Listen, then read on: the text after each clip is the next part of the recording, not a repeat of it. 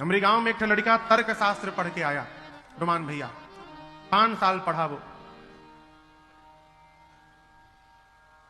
5 साल तर्क शास्त्र पढ़ के घर गया। माई गेट पर देखी, दरवाजा पर महतारी नाचने लगी हो। बाबूजी को प्रणाम किया, माई को प्रणाम किया, बैठा।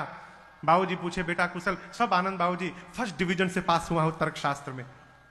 मां तब तक प्लेट में 2 लड्डू लेकर आई बेटे को पानी पिलाने के लिए, टेबल पर रखी, बाबू पानी पी लो। कहा मां पहले तुम देखो तुम्हारा बेटा क्या पढ़ा है, 5 साल तुमसे दूर रहा हूं, क्या पढ़ा हूं देखो।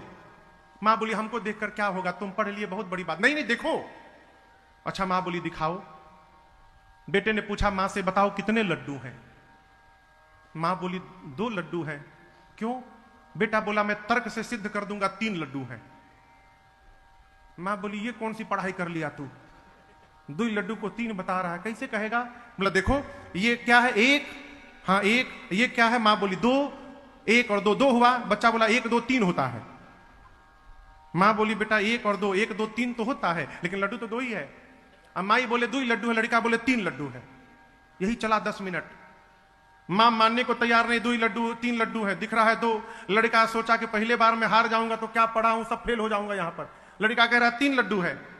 पिताजी बैठे थे दूर, कुर्सी लेकर आ गए। पत्नी को बोले भाग्यवान तुम गंवार हो, शाबाश बेटा शाबाश, क्या अद्भुत पढ़ाई किया है, ठीक बोला तुमने, 3 लड्डू हैं ये। बाप 1 लड्डू अपने खा गया और दूसरा लड्डू अपनी पत्नी को खिला दिया। अब बेटे से कहा तीसरा तू खा, अब तीसरा तुम खाओ। ये कथा कहती है जब जब तर्क करिएगा तीसरा लड्डू खाने को मिलेगा। तर्क करने वाले को कुछ मिलता बोलता नहीं है, इसलिए तर्क ना किया जाए, विश्वास में रहा जाए।